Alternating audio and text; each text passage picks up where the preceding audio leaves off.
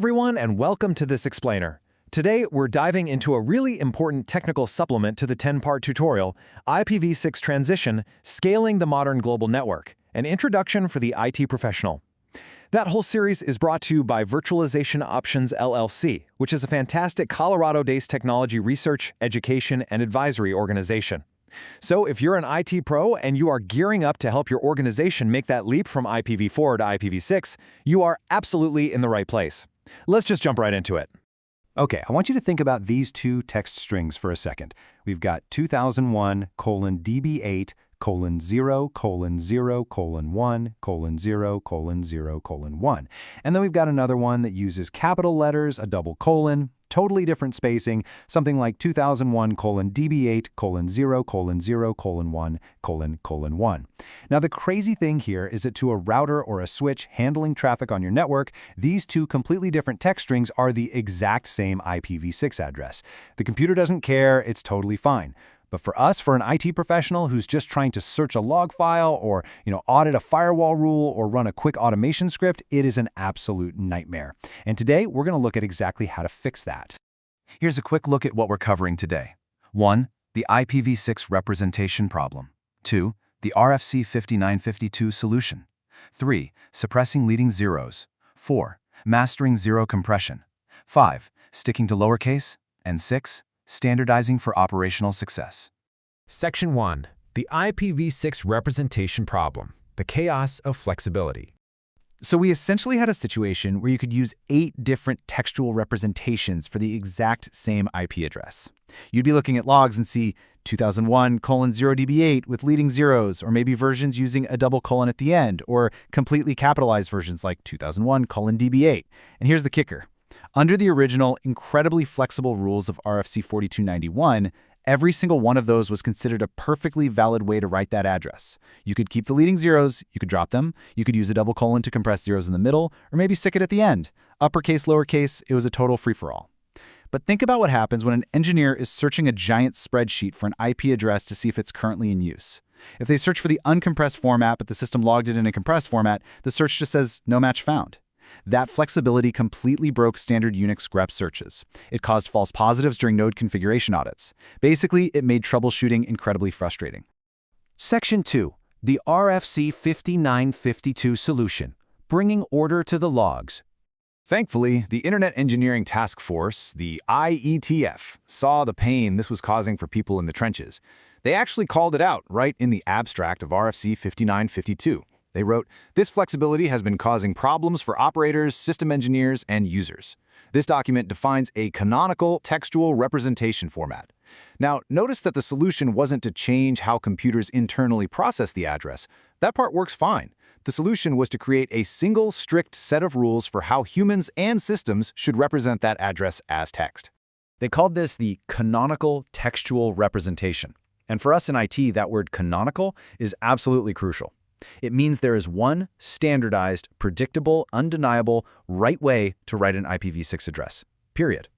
Every single system, every script, every engineer should be outputting the address in this exact same format to ensure total cross-system compatibility. So how do we actually do that? Let's break down the mechanical rules. Section 3. Suppressing leading zeros. Rule number 1. All right, the very first rule of RFC 5952 is actually super straightforward. You have to suppress all leading zeros in any 16-bit field, no exceptions. So, formatting an address as 2001:0DB8:0001, that's now technically incorrect for text representation. You have to drop that leading zero in 0DB8, shrinking it down to just DB8. And if you have a field that is completely made up of zeros, like 000 or 001, you drop those leading zeros until you hit the significant digit. So 0001 becomes just 1. And if a 16-bit field is entirely zeros, you just write a single zero. That's it. But, well, that naturally brings up a pretty big question, right? In IPv6, we are dealing with massive amounts of routing space. So we constantly see addresses with huge consecutive blocks of empty space. So what happens if there are multiple fields of zeros? Section 4. Mastering zero compression. The rules of the double colon. Okay, first things first, the double colon is an amazing tool to compress those consecutive zero fields, but you have got to use it correctly. The overarching rule is that you must use the double colon to its maximum capability to shorten the address as much as humanly possible. However, and guys, this is a really big one, the double colon must never be used to shorten just one single 16-bit field of zeros. If you try to shorten a single zero field into a double colon, that is incorrect. You have to leave it as a single zero, writing it out fully like 2001 DB8B, 0, 1, and so on. So what do you do if you have an address with multiple spots where you could technically use the double colon? Well, RFC 5952 gives us some very strict tiebreaker rules. The first rule is that you always compress the longest consecutive run of 16-bit zero fields. Always. For example, if you're looking at 2001, 0, 0, 1, 0, 0, 0, 1, you've got a run of 2 zeros and a run of 3 zeros. You have to compress the run of 3, which gives you 2001, 0, 0, 1, 1. But what if the runs are equal? Say an address like 2001, DB8, 0, 0, 1, 0, 0, 1. We have 2 zeros, a 1, and then 2 more zeros. It's a tie. When there's a tie, the rule mandates you must compress the very first sequence, the leftmost one. So the correct canonical shorthand for that would be 2001, DB8, 1, 0, 0, 1. Seriously, memorize those tiebreakers. They are absolutely essential for standardizing your logs. Section 5, Sticking to Lowercase, Ditching the Capitals. This brings us to the third and final major rule of our canonical format.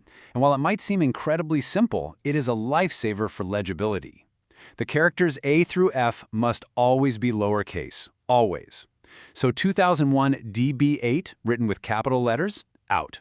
2101 DB8 in lowercase, in. And why is that? Well, think about being on a bridge call at 3 a.m. You're rapidly scanning network diagrams or reading log files during an outage. In a lot of fonts, a capital D can easily be mistaken for a 0, and a capital B looks dangerously similar to an 8. Forcing lowercase across the board eliminates that visual ambiguity entirely.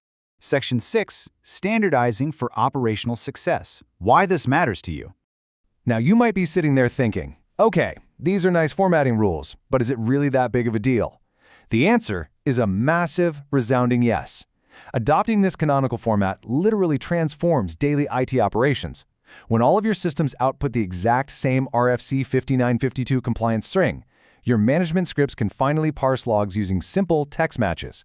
You don't need to build these crazy complex regular expressions anymore. When you audit a router's configuration using a basic diff tool, you aren't going to get false positives just because an engineer decided to type a few extra zeros on a Tuesday. Whois database searches become completely seamless because the text strings actually match character for character. And honestly, perhaps most importantly, when a customer calls the help desk or reports network abuse, your team doesn't have to waste precious minutes manually converting addresses just to figure out if they're even talking about the same machine. It streamlines the whole shebang. Which leaves us with one final, really important thought. As you and your organization gear up for your IPv6 migration, you need to take a hard look at your existing toolset. Ask yourself, is your current network management software truly RFC 5952 compliant? Does it actually output logs in this canonical format? Or is it still living in the chaotic, flexible days of the past?